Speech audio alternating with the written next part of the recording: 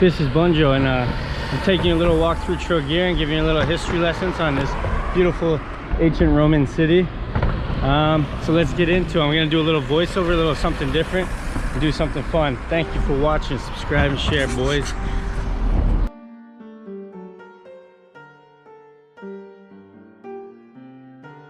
Hello there.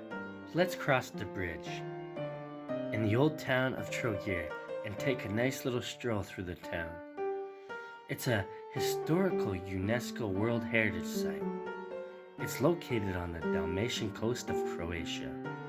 This historical town has beautiful scenery, amazing historical landmarks like churches and fortresses, as well as amazing beaches, boat tours, great food, and drinks. So let's get started with our history lesson. Trogir is known for its landmarks and its richness in history that began around the 3rd century BC with the Doric Greeks from Issa, a Syracusan colony from Vis Island. The Greek tribe used this as a trading port and called it Trogirian, which derives from the Greek words Trogos, which translates to goat in English. Now it translates to goat because there's still many goat roads and donkey roads present in this architectural landscape on this island, and well as the island beside it called Chiovo. In true Greek style, the town was enclosed by giant walls with a back door for entrance, which led through town in these maze-like pathways that is still very evident today. A few miles down the shore was a tribe called the Dalmatians in Salona, which is now called the city of Solin and its ancient ruins, right beside Split. These Dalmatians in Salona were the Trogirians' worst enemy, so they always had to fight it out.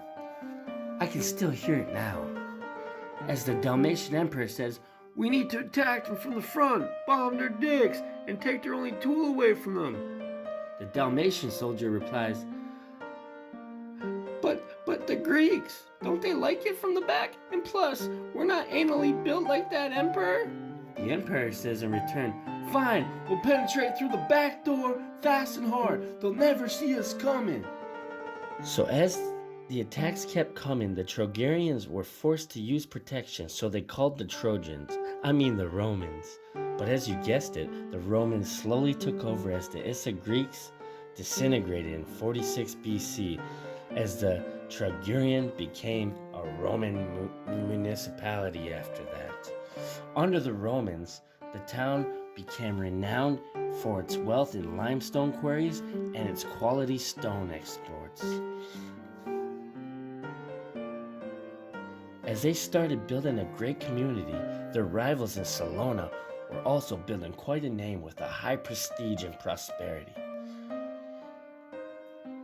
Trogir slowly became less important to the Romans, but as the Roman Empire fell to the ruins in Salona, many fled to the town of Trogir, which managed to keep its independence. The newly arrived Slavs set up farms outside the town, but as you guessed it, they gradually moved within inside the walls of the protected city of Trogir. In the 9th century, Trogir became part of the Byzantine province whose capital was Zadar, and at the end of the 10th century, Venice made its first, though not its last, incursion. After first paying tribute to Croatian rulers, Trogir became the seat of the bishop in the 11th century, and in 1107, the Croato-Hungarian king Koloman confirmed Trogir's municipal rights, and Trogir swore allegiance to Hungary. Alas, the era of peace came to an abrupt end when the Saracens destroyed the town in 1123. Rebuilding Trogir commenced, and by the 13th century, Trogir's booming economy sparked an architectural renaissance. When Venice essentially bought Dalmatia in 1409, Trogir refused to accept its new ruler, which provoked Venice into laying siege to the town. Finally, in 1420, the triumphant Venetians entered the town and ruled until 1797. Trogir's relationship with Venice was ambivalent at first, as their status within the Venetian Empire seemed insignificant, given the town's long history, of course. But the cultural bonds between the two coastal cities grew closer over the years. Croatian intellectuals such as Sipiko, Peter Lucic, and Pavaio Andreas built fine places in Venetian style. As you can see throughout this video, you see all the historic sites such as Carmelango Fortress and all the cathedrals and even the cobblestone roads that we walk on. Most of the architecture that impresses visitors to Trogir dates from the 13th to 16th century, when the town's cultural life flourished, despite Venice's incessant wars with the Turks. When Venice fell in 1797, Trogir was taken over by the Austrians, who were succeeded by the French and who again yielded to the Austrians in 1918, and therefore we got Trogir as we know it today. Many wars, we've seen had many scores, many sores, but we still stand here in this beauty, and everybody is still impressed as they come and visit by the millions each year. So people, come visit this magical city, and you can witness history and feel it oozing from the cobblestones up into your feet, smelling it through your nose. Boom! I still smell sword fights! No! And you get scared in these medieval times. That was just a little history lesson of Trogir with Thisisbunjo, of course. Now I'm going to take you to the pathway. This is the sidewalk. We're currently walking through Martinino, a perfect place to have a cocktail, a drink, or just smell Trogir and see the sights and sounds. What a beautiful, relaxed place it is. And now we're currently walking towards all the restaurants. These are nice little eateries. This is a good fish spot up here. And yes, yet again, another drink spot.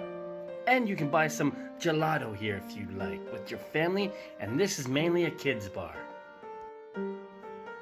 As I'm walking through this town showing you the beautiful bars and eateries, you're probably wondering, Thisisbunjo, how come this looks like a ghost town? Well, I got your answer. It's because I'm doing this during Corona season, and it's also low season, and we're currently on lockdown, so there's no public loitering as of now, because they're trying to make everybody safe, and that's why it looks like a ghost town. Woo! Now I'm taking you through the park where the locals come and enjoy a game of chess, some bocce ball, or just get drunk and fall asleep under the stars. It's a beautiful little hike and a little day walk. It's right across from the main land. You can see the markets now. Oh look, there's a shopping center underneath all those tents. I can go buy some sunglasses or maybe some vodka. Aha! And also, as you can see all the boats lined up in the moat, those are the fishermen's boats. They put them there for storage or just to park them until they go out fishing again. And a lot of them keep these little cages in so they can catch these little crabs or just little small fishes in these cages. They fill them up with bread and catch some fish. There's the wood bridge. Look, it's Bridges of Trogir County. That's where me and Mickey first had a romantic scene, like it was the movie Bridges of Trogir County. So romantic. As we continue walking through this park, we see a trash can. No, that's not it. We see a bench. No, that's not it either. What are we looking at? Thisisbunjo, you might be asking. There's a couple fishermen catching some sea bass right there as we talk. Oh my God, so magical. It's so magical, and it's so nice to be fishing with your father like that. Just a beautiful family, fun filled sunny day underneath the palm trees and in the moat, catching some, doing the most. As we continue our virtual tour, you can look down there. That's the three palm tree place, and there's a playground, and we're walking up to the Carmalango Fortress Trogir HNK football field. Now this is my favorite place in Trogir. Imagine playing football in a fortress. Wow, talk about defense. Damn, you got more back than Kim Kardashian, they say. There it is, there's the logo now. That's HNK Trogir. They play in the second division, I'm pretty sure. I'm not 100%, but I'm pretty sure. And look at this magical field. They keep it pristine.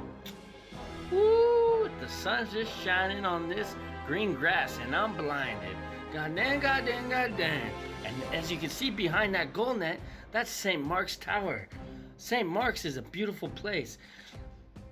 Now it's changed into a restaurant. You can dine up top. It costs a pretty penny, but not that pretty, you know what I mean? It's a girl that you would take home at the end of the night after a couple tall cans. Woo, woo. Now let's take a second and read what this says here.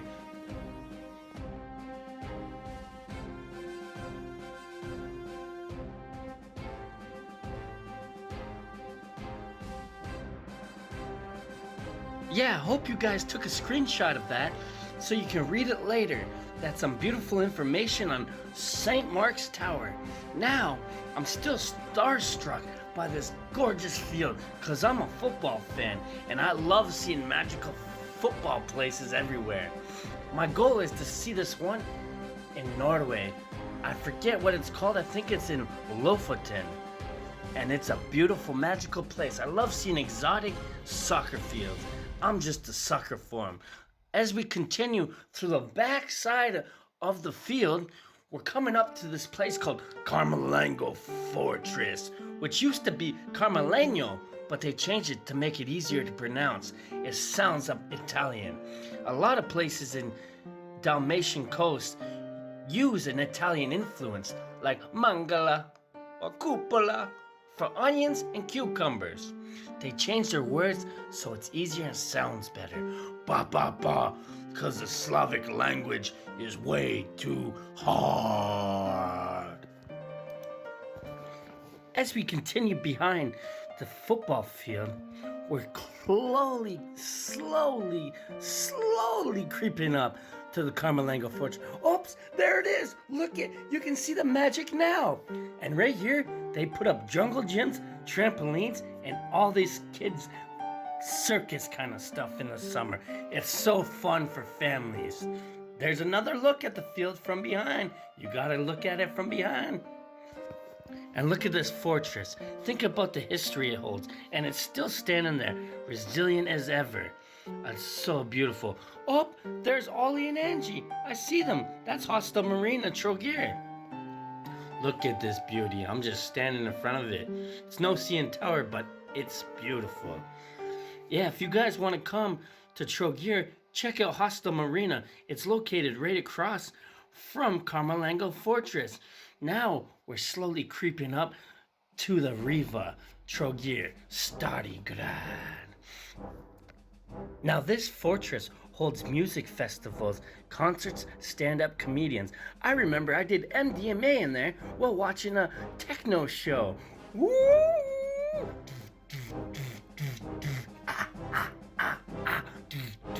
It was super fun. My eyes were pens. It was beautiful. And look at the magic it holds. It's just brilliant, isn't it? The sun's shining. It's a gorgeous day in the winter. Now let's pull up closer to the Riva and check out where all the main expensive restaurants and all the eateries. This is where the main tourist comes and has a nice fancy dinner so they can check out all the rich people coming off the fancy yachts. They're millions, multi-million-dollar yachts. So beautiful, so magical. And also, you can catch your water taxi here to the other side of Chiovo. It's magic. Now look at this. You see this church here? This church right here? This church holds these weird sacred meetings on Wednesdays. these evil spirits come out. It's like an exorcist meeting or something like that. Very spooky. Spooky, wooky, wooky. I don't know what this statue is, but it's pretty cool, so I showed you guys it anyways. I hope you like it. This is my first time doing a voiceover, and I think I did a great job. Look how nice the palm trees make this scenery, the boulevard of dreams. Not broken dreams, like Green Day once said, but dreams. This is where you can sit here, write, if you're an artisan or whatever. A music creator, I'm sure it's nice for them brain to create. I love this place. I love Trogir, and I hope everybody comes and visits. It's a magical, wonderful place. I love it. Oops, and look at this. Imagine your kid going to school here. That is the school. And you have to look at this every day outside your window. Oh my God, what a hard life these kids have. Oh man, these kids have it made. I remember going to school in Hamilton, you had metal detectors. No, not that bad. It wasn't Boston Public. But this comes to my conclusion of my tour. My Thanks for little watching. virtual tour of Trogir and my little history lesson on it. And what to do and what not to do, kinda. And where to go and where not to go. But don't slap my knee and call me Rick Steves, because you know this is Bunjo. And what would Trogir be without the beach?